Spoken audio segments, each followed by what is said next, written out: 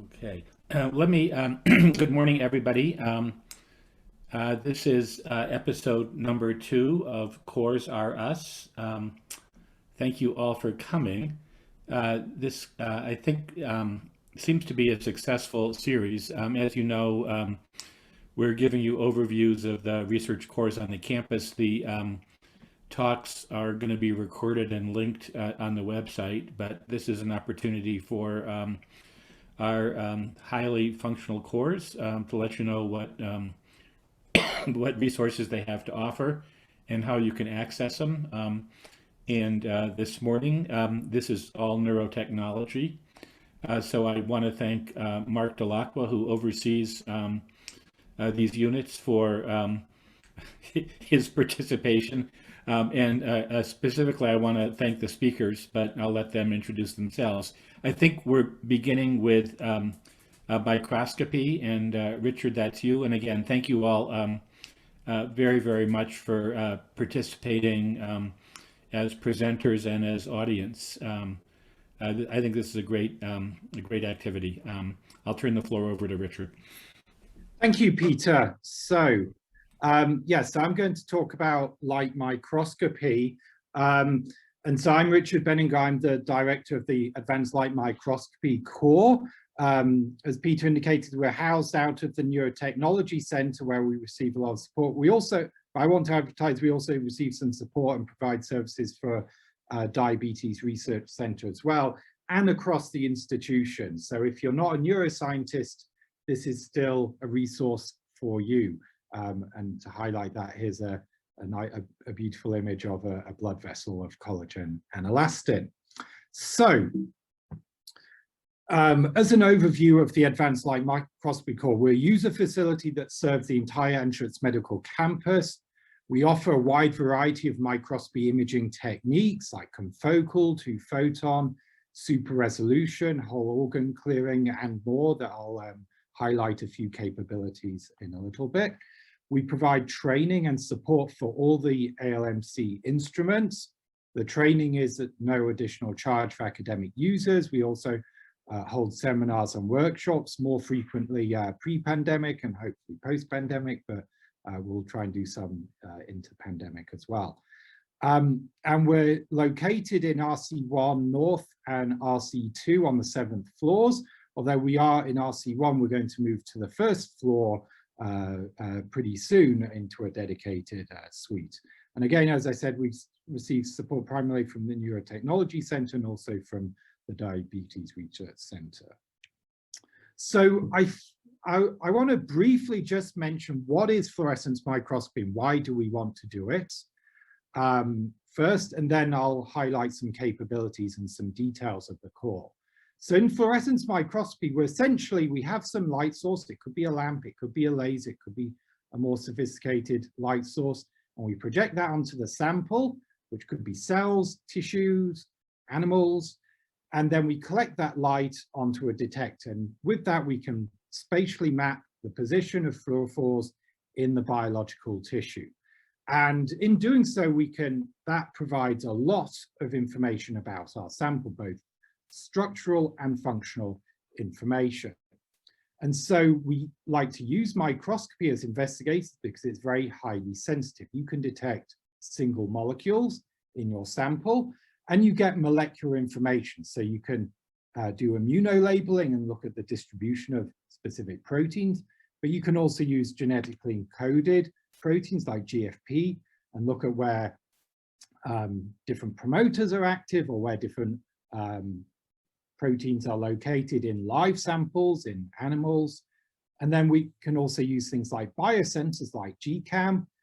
This is in a coronal site looking at calcium activity. And we can look at lots of other dynamics of biochemical activity as well. So we can get a huge amount of information from our sample.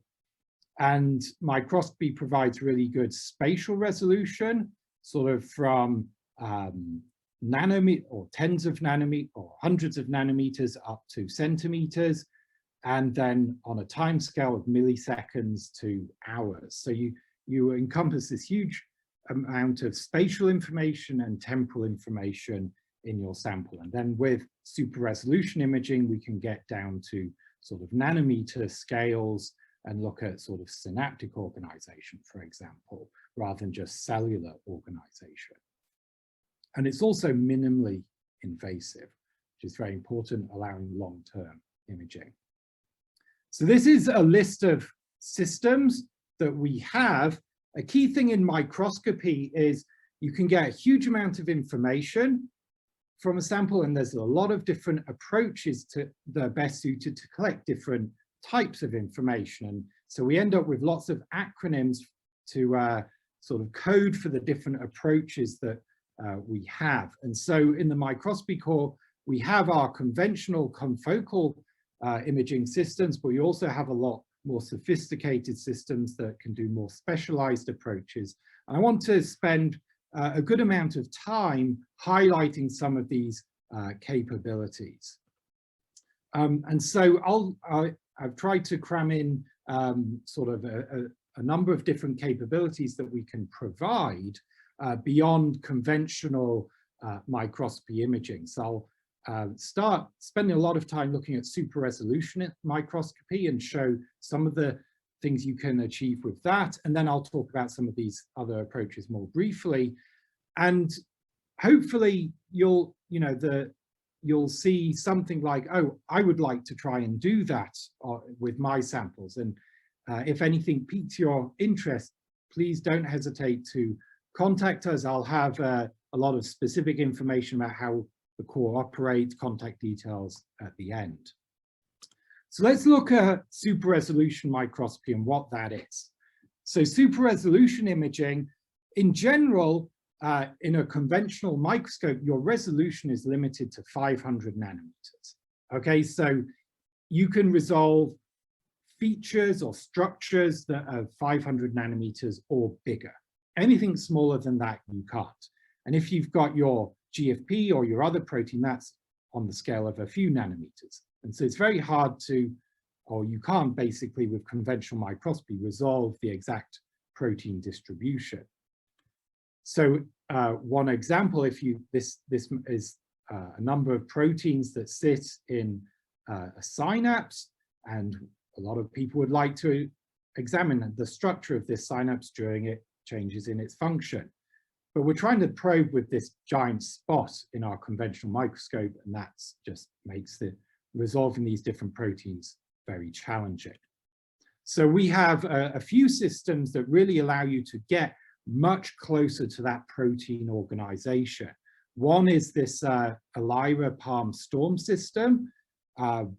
Very briefly, if this is your arrangement of your protein, these red dots are your individual proteins, that's what we'd like to see, but this is what we'd get on our microscope. It's just a very blurred representation of what's actually present in our sample. Instead, we can just go and look at each individual protein in turn and count them all up, map them, and basically get, rather than this very blurry image, very beautiful image. This is from sort of the first demonstration of this approach, and this won a Nobel Prize a few years ago, this technique. This is samples from the Delacqua lab. This is our conventional image of cultured neurons. Here's a dendrite here. Looks very blurry on our conventional microscope, but here's the map of individual proteins, and these are ACAP proteins, some scaffold protein, and you can map the individual distribution of these individual proteins. And so you see them in clusters. You can resolve this little neck of the spine and the spine head. And so you're getting much greater resolution here. And then you can look at two different colors. So this is two different synaptic proteins, and here's their relative distribution. This is from the Kennedy lab. And then this is looking at one of those ACAP proteins, and you can track it over time. And here you can see the individual ACAP molecules move. These are their trajectories, and you see very little movement across that neck, lots of movement within the head and within the dendrite. that's one approach we have for super resolving imaging to get sort of tens of nanometer resolution, looking at multiple proteins and their relative organization, looking at their dynamics. We have another approach called STED. And again, if this is your individual proteins in green, rather than probing with this very large spot that's going to basically excite all multiple at once and create your very blurred image, you can have this very small spot that you probe it. And it's lots of physics go into that to make this sort of very cool donut-like beam that you project onto the sample. And this was a system that allows this. This was first built by Emily Gibson's lab and was one of the first systems in North America. And this sort of technology also won a Nobel Prize a few years ago as well. So we're very fortunate to have this type of instrumentation here. And so this is a couple of other examples of that. This is also an example from the Delacroix lab. This is our conventional image of two synaptic proteins, conventional and in the STED. And if you look at a close-up in the confocal, they look like they overlap, and you might have some biological interpretation of that. But with the super resolved image, you don't see that overlap. You see actually this very sort of strong lack of overlap. And so you can get some information about the organization there. And this is another example, and here you see they do show some overlap of two other synaptic markers. So that's lots of examples in neurons, and the synaptic plasticity investigators use the super resolution imaging approaches a lot, but we're not just restricted to neuroscience. This is an example of looking at T-cell receptor marker in T cells, or sorry, a T-cell marker in T cells, and you can see the conventional image and the super resolved image and look at organization in T cells. And this is from the Kettle lab. And so we're not restricted to neurons. We can look at any sample and look at protein organization on this sort of very high resolution scale. And so we have those super resolution capabilities, but we also have a lot more. So we have a light sheet microscope, and this broadly you can think of allows whole organ imaging. And it's called light sheet because you project a sheet of light through the sample. And this is a published example when this was first developed. This would be a zebrafish. If you're trying to use a conventional microscope to resolve the zebrafish, you can't in 3D, but this would be the light sheet representation. And so this is an example provided by the Restrepo lab looking at brainstem tissue. It's included some tissue clearing, and you have two markers in green and red. So we're doing two color imaging, and you can basically get this sort of whole tissue, whole organ imaging throughout the whole tissue, combining both the light sheet and the tissue clearing. So two-photon microscopy, this also allows deep tissue imaging and autofluorescent imaging. This is a picture of our one of our two-photon microscopes. This was when it first arrived, so that it's a very nice, tidy table. You've got your conventional confocal microscope, but we basically attach this large femtosecond laser. And in doing so, rather than illuminating throughout the sample, this is a cuvette of fluorophore, you see light is generated throughout the sample. We're only generating light at this tiny little spot. And for various reasons, that provides an ability to image much deeper in the tissue, and also provides capabilities for looking at tissue autofluorescence. And so this is what I had on my first slide. This was provided by Emily Gibson, and this is looking at collagen in red and elastin in green, looking at autofluorescence in a blood vessel. And so you get this very nice resolution, and this is label free. So we're not having to introduce any labels. We can just take the tissue and image it with this high resolution. This is a published example from Eva Grayek's lab, where they looked at pulmonary arteries, where there was an absence of extracellular superoxide dismutase. And they could see in model of pulmonary hypertension how there's this substantial remodeling and this deposition of collagen in the blood vessels. And so they could look at this collagen and elastin organization in the blood vessels. This is where we've combined both the 3D imaging with tissue clearing. This is a whole lung. In green is autofluorescence, in red is collagen. This is from Dobrinska lab, and maybe it's too big to play effectively on Zoom. Yeah, it's not going to play, but never mind. But basically you can see this, this would be the XY view, and this is the 3D views. And we can see basically how we've got this full high resolution imaging of the whole organ. And you can resolve the collagen structures. And if you're interested in like lung remodeling and pulmonary hypertension, you'd see increased collagen deposition. And so this is, I've shown lung, I've shown brain tissue, but basically pretty much any tissue, as long as we can tissue clear it, we can do the whole organ imaging. And then the cool thing about two-photon microscopy, and a lot of people are using this in neuroscience, is you can do intravital imaging in the brain. This is also an example in the pancreas, looking at red blood cell movement throughout the pancreas. In green is a GFP, in red are red blood cells. So we can do intravital imaging with two-photon microscopy for practically any organ as well. But very commonly used in brain imaging, and also we have investigators using pancreas imaging as well. So we've looked at high resolution imaging, we've looked at the sort of other scale of whole organ imaging or deep tissue imaging, but then we can also get a lot of biochemical information using different approaches. These may be a little bit more specialized, but they can be very powerful. So fluorescence lifetime imaging, it's a fairly complicated approach where we're basically measuring the nanosecond scale dynamics of fluorescence, okay? And in doing so, you basically can assess the state of a fluorophore. This is useful, for example, looking at NADPH and FAD autofluorescence.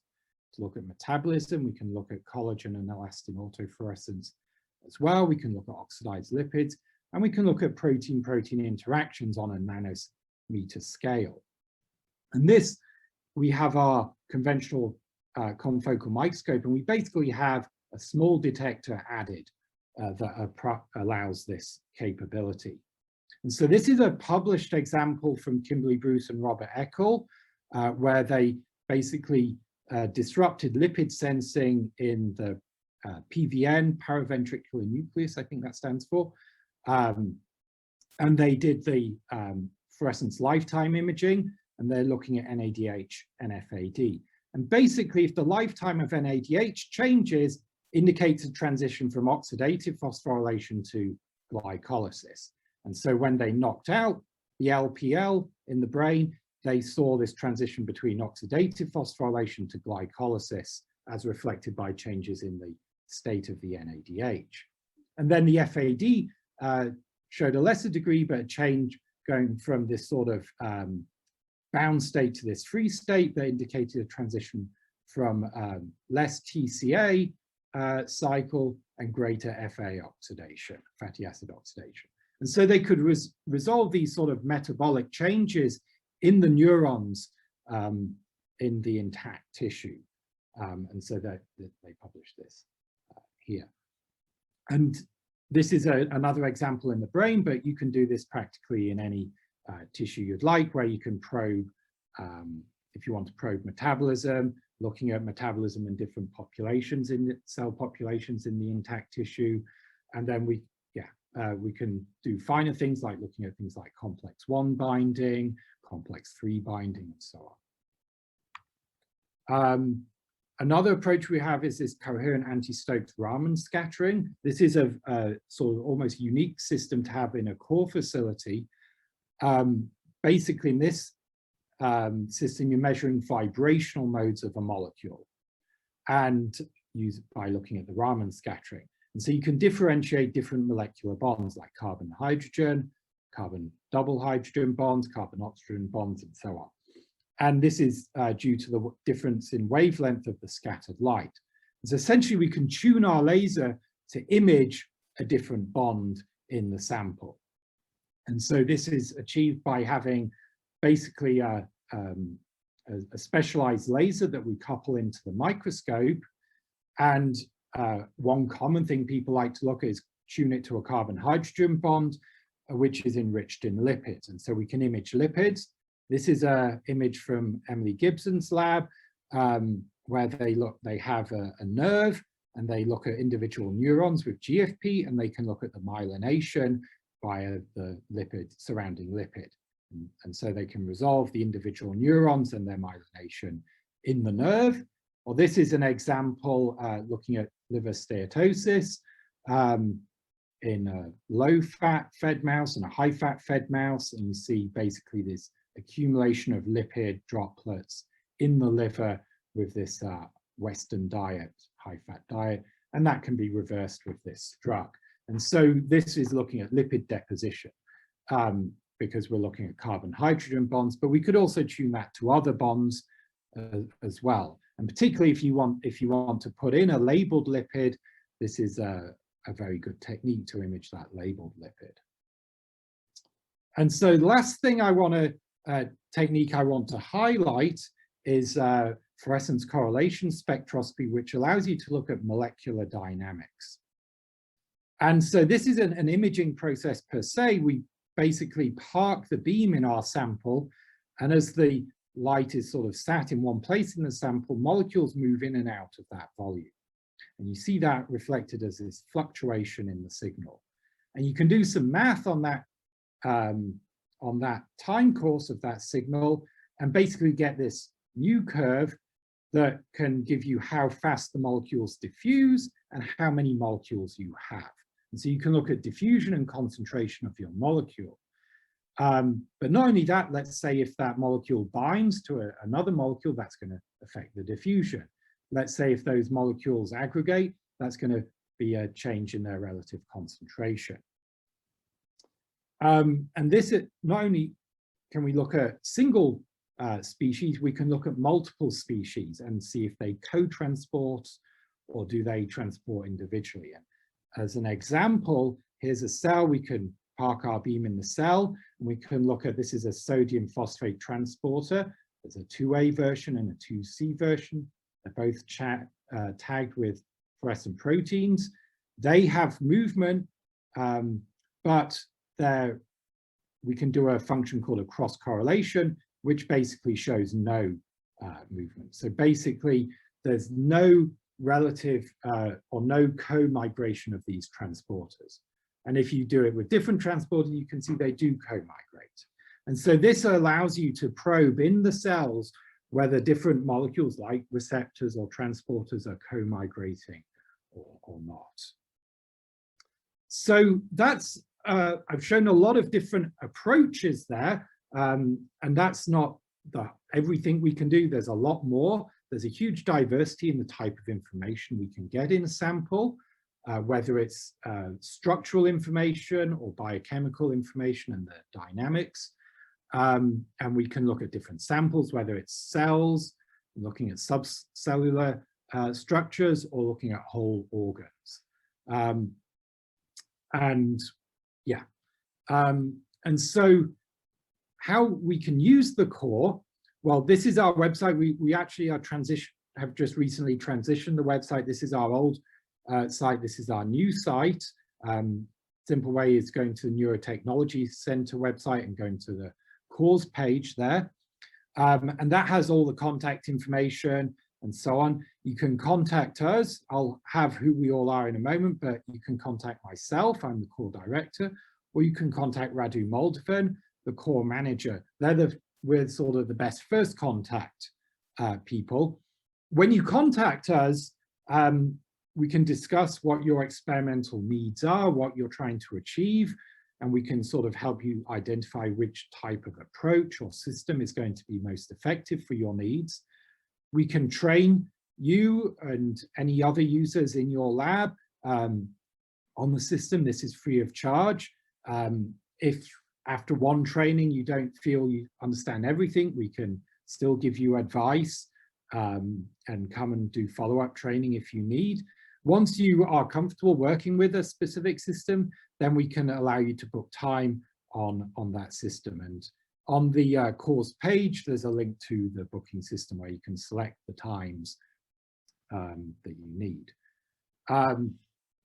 So access to each system follows training. The rates we have, it's $40 an hour for systems for general users at the Anschutz Medical Campus. If you're a member of the Neurotechnology Center or the Diabetes Center, you can qualify for a reduced rate of $25 an hour. And then if you happen to be external to the university or in industry, we have a rate of $80 an hour. And so we can train you on the system and you can go and use the system that you think is best, but we can also provide a lot more help with your experiments. We can help you design the experiments. We can definitely, when we're dealing with these much more complex approaches that we have, like 3D super resolution or fluorescence lifetime imaging, we can provide a lot of assistance in collecting the data, setting up the system to be optimal for what you need. And then we can also help with the image analysis, which when we're talking about super resolution imaging or fluorescence lifetime imaging, it becomes very important, and we can really help you do that. And we have a lot of expertise, particularly for neuroscience and diabetes applications, but we're always, you know, if you've got something, a type of sample or disease system that I haven't mentioned here, we're always wanting to try and help with that. And again, as I sort of highlighted, we have we run a seminar series. We haven't been doing that during the pandemic, but we will probably start that up soon, especially when we can have food during in-person seminars. And then we also have an annual workshop for improving skills. And so, you know, certainly go to the Neurotechnology Center or Diabetes Research Center to learn more. And then I'll finish up with who we are. So this is me, Richard Benninger, the director. Radu Moldovan is the manager. You may, many of you, if you first come to use the core, you'll probably, Radu would be your first point of contact. Dominic Stitch is our imaging specialist. He really helps with a lot of the super resolution imaging and other advanced systems and setting them up and developing them. Greg Glazner is a senior PRA that helps a lot with training. And then we're also currently in the process of recruiting another person to work in the core. So thank you very much. I think if we're doing questions, I'm happy to take a couple of questions before turning it over to Mike.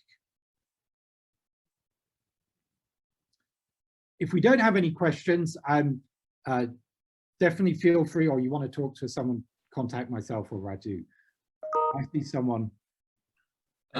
Richard, yeah, that was great.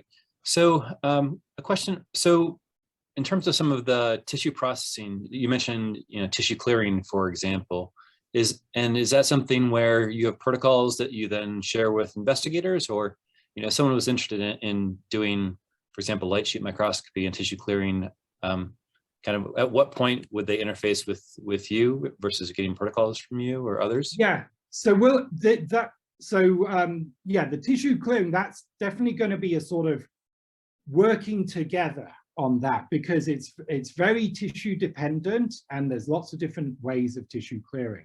Okay. And we have protocols, but then other investigators, let's say the Restrepo lab or Drobinska lab, they've had a lot of success with that. And so I think would probably share with their protocols. Let's say it's an organ that we haven't seen before, it'll probably be very much a sort of two-way interaction on that. Yeah. Great, thanks.